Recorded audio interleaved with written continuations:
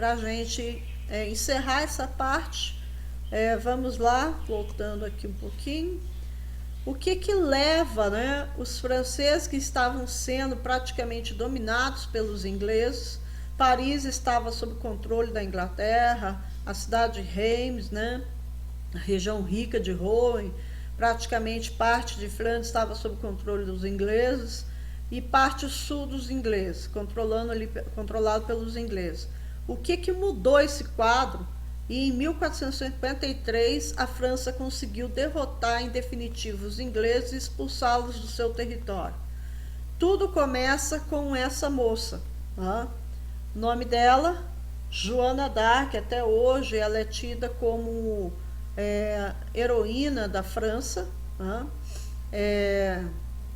Joana d'Arc, a história dela é muito interessante, porque ela não era de origem nobre. Na França, quando começou a guerra, surgiu uma profecia que dizia que uma virgem, né, da região de Dordogne, né, ao sul da França, mais precisamente na região de Lorena, surgiria uma virgem que iria libertar a França, né, que levaria a França à vitória. E isso quando começou a guerra, 1337. E passaram os anos, muitos anos, o pessoal tinha até esquecido dessa profecia. Quando chega o século XV,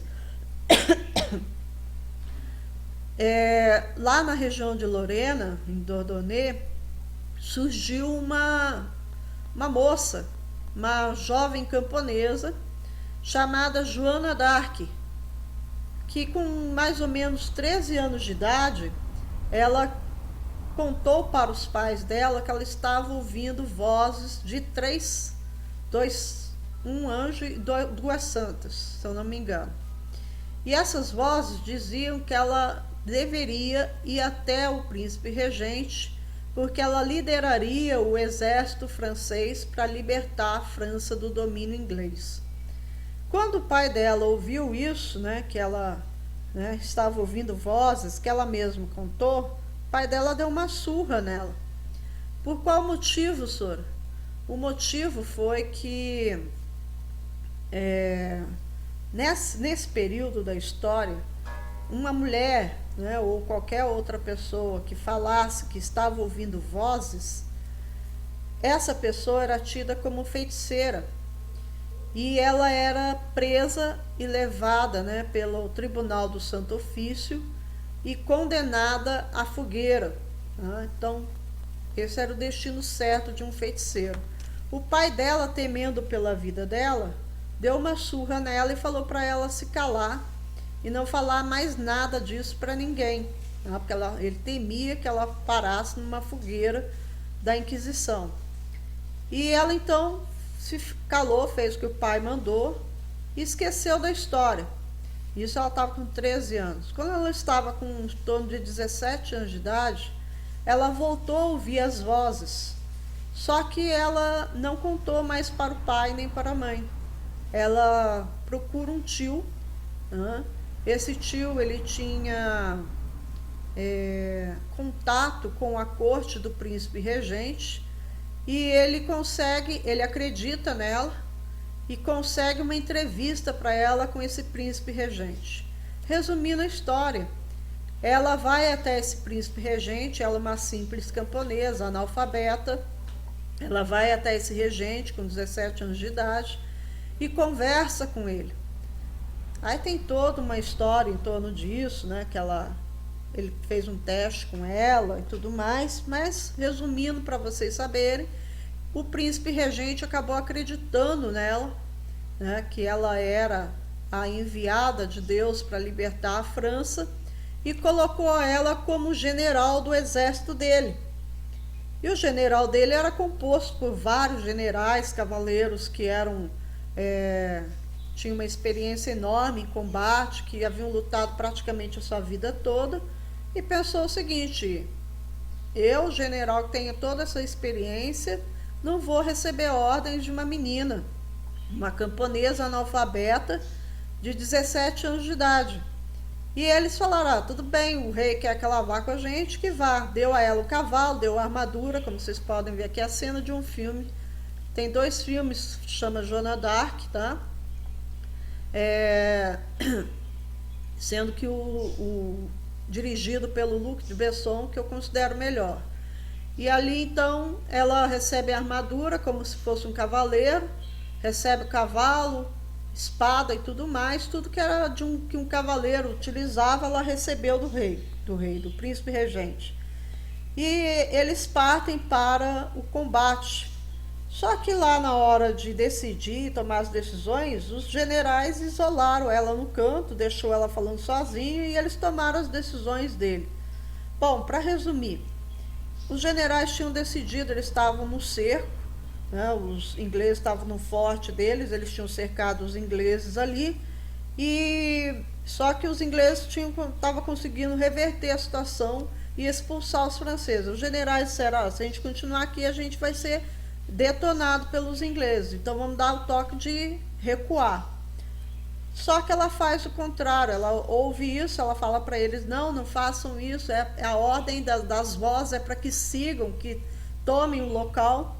E eles não quiseram ouvi-la e ela diz a história, né, que ela pegou lá o cavalo dela e saiu disparada em direção ao forte, né, ao castelo.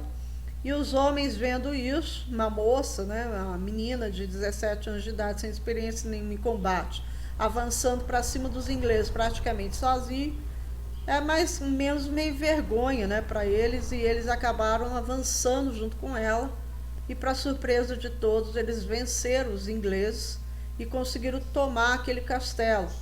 A partir dali eles conseguiram ir tomando, aí começaram a ouvi-la, né, começaram a acreditar nela, e começaram a ir tomando, né, o território tomado pelos ingleses ali na França, até que ela consegue retomar a cidade de Paris e a cidade de Reims.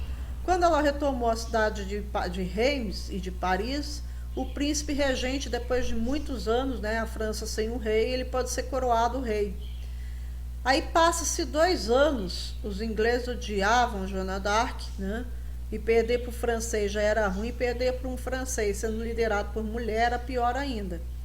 Era mais vergonhoso para eles. Mas alguns nobres franceses também estavam incomodados com a Joana d'Arc, né, com o fato dela estar crescendo em popularidade e se tornando a grande líder na França. Ela, uma simples camponesa e analfabeta. Esses nobres então não queriam a figura de Joana d'Arc como líder, não queriam ela em ascensão.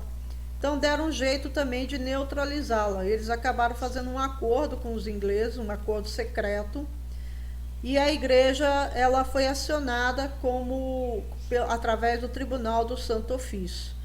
Resumindo, gente, os ingleses enviaram uma carta para Joana d'Arc pedindo um encontro com ela para que pudesse ser assinado um tratado de paz. Os seus amigos, seus companheiros de luta, chegaram a falar para ela não ir porque seria uma emboscada. E ela disse, olha, pode até ser uma emboscada, mas pode ser realmente um tratado de paz, eu tenho que arriscar. Ela acabou indo nesse encontro, lógico, os companheiros foram com ela, só que quando ela entra nos portões da cidade controlada pelos ingleses, ela acaba capturada, né? Os portões se fecham, os companheiros dela ficam para o lado de fora, e eles acabam capturando ela. E ela é levada para o Tribunal do Santo Ofício, que é aquele tribunal civil, mas sob influência da igreja, que investigavam pessoas consideradas hereges, né, para a Inquisição. E o resultado foi que ela passou alguns meses presa, sendo torturada, até o momento em que ela é levada para o tribunal para a sua condenação. Ali ela assina um papel, um documento que ela não sabia do que se tratava, porque ela era analfabeta, a assinatura dela foi um X, e eles mentem para ela dizendo que era uma outra coisa quando ela confessava que era uma feiticeira, né? E ali então eles condenam ela à morte. Ela estava com 19 anos de idade e levam para a praça pública, aonde ela vai ser queimada viva. Né? Esse é o destino da Joana d'Arc, que comandou o exército francês por 2 anos e retomou uma boa parte do território francês. Só que isso aí foi um tiro pela culatra dos ingleses, porque quando eles capturaram a Joana d'Arc, o rei da França não tomou nenhuma atitude, né, de protegê-lo, de tentar, né, pagar um resgate para os ingleses, né, para tê-la de volta. Ele simplesmente cruzou os braços e não fez nada. Isso enfureceu os homens que eram leais a Joana d'Arc. Muita gente desconfiou do rei, né, que ele havia feito um acordo com os ingleses, mas não ficou nada comprovado. Para resumir a história, depois que ela morre, ela se torna uma mártir. Aí os franceses passam a lutar pela França e pela Joana d'Arc, com mais vigor, com mais fervor, acreditando sempre na derrota dos ingleses. E aí no ano de 1453, a situação é essa que vocês estão vendo aqui no mapa, tá? Sem a presença dos ingleses. Os franceses derrotaram em definitivo os ingleses e expulsaram eles do seu território, ok? Esse foi o fim da Guerra dos 100 Anos. E nesse mesmo período que está acontecendo a peste negra, a Guerra dos 100 Anos, gente, pensa bem, a peste negra já tinha dizimado boa parte da população. A Guerra dos 100 Anos provocou na França um prejuízo enorme, porque além de matar muitas pessoas, ela também dizimou campos, né? Dizimou parte da produção. Então isso tudo gerou uma crise econômica enorme em toda a Europa. Muita gente morreu, muita. Isso fez com que os camponeses percebessem o valor que eles tinham. E aí muitos começaram a exigir melhores pagamentos e melhores condições de vida. E isso acabou acarretando, né, em revoltas populares, porque os nobres começaram a resistir às reivindicações dos camponeses, às reivindicações dos trabalhadores do campo, que queriam melhores condições de vida, como por exemplo, né, o fim das obrigações servis, como a corvéia, a talha, a mão morta, né? Então eles queriam o fim dessas obrigações servis e queriam melhores salários, melhores condições de vida.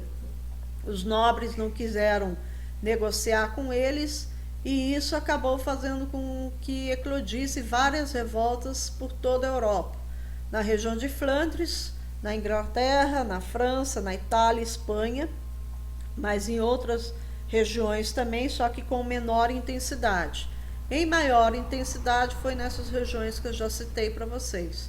Resumindo, os populares acabaram levando a pior, obviamente os nobres tinham maior experiência em combate, tá? Enquanto que os camponeses não tinham nem armamentos. Tá? Mas depois, ao encerrar essas revoltas, eles acabaram conseguindo melhorar um pouco a sua situação, melhores salários, porque a população diminuiu muito, tá? Então a mão de obra acabou sendo valorizada. Ok, gente? Até a próxima semana, fiquem com Deus e já sabe, se tiver dúvidas com relação a essas matérias todas, só perguntar para mim lá no WhatsApp, tá? E eu estarei à disposição de vocês. Fiquem com Deus.